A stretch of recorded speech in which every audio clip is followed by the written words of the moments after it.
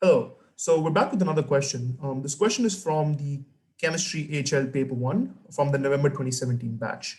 So what the question asks us is, they've given us a combustion equation of glucose, and they've told us that the combustion is exothermic, and they've given us the reaction as well.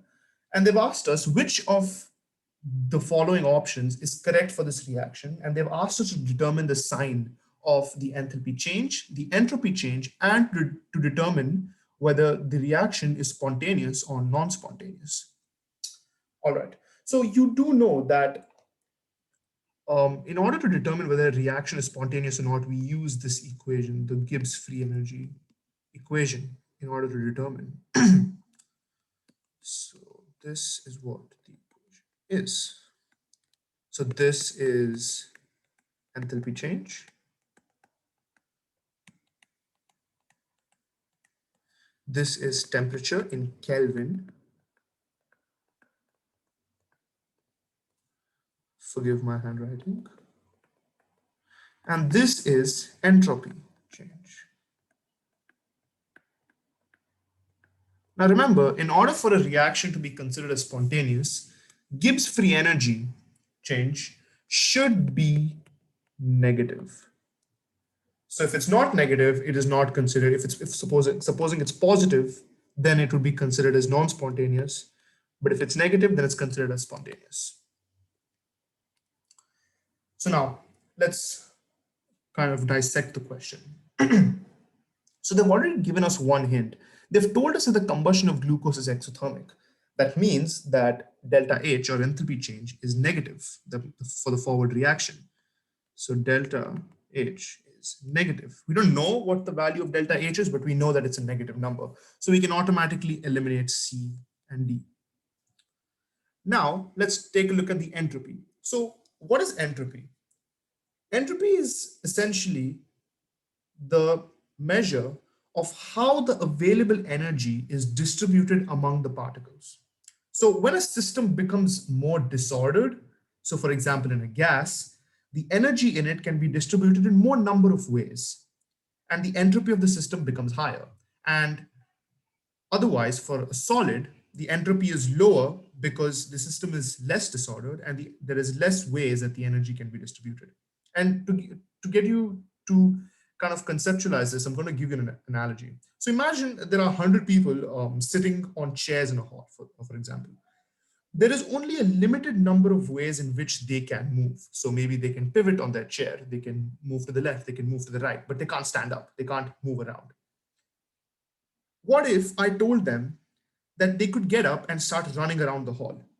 Then there are more ways that they can distribute their energy, because they can be anywhere, right? They could be jumping, they could be running, they can be walking, they could be, I don't know, doing a backflip if you're capable of doing that, right?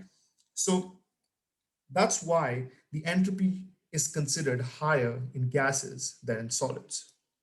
And that's what basically change in entropy measures how the energy is distributed.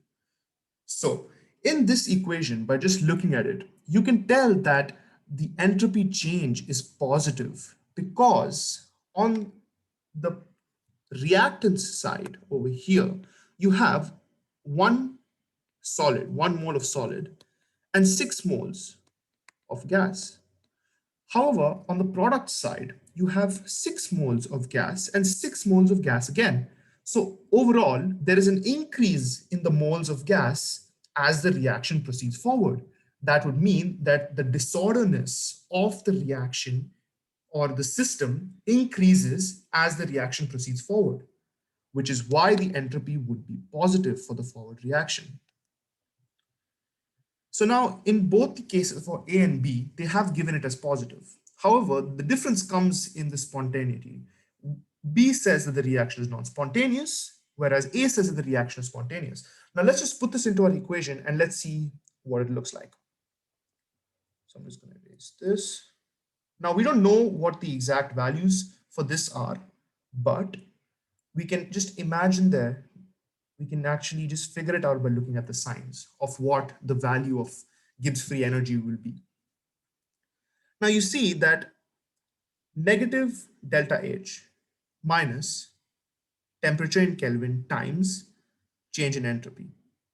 Now I'm just going to give delta H an imaginary value. Now I don't know what delta H is, so I'm just for the sake of simplicity, I'm just going to give it as 10. So it's negative 10 minus, now I don't know what temperature is. I'm just going to put temperature as 2 Kelvin and entropy as 4. So it will be, so I'm just going to keep T as 2 Kelvin and I'm going to keep delta S as 4 Kelvin. Sorry.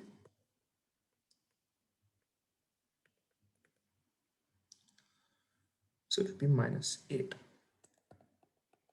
which is negative 18.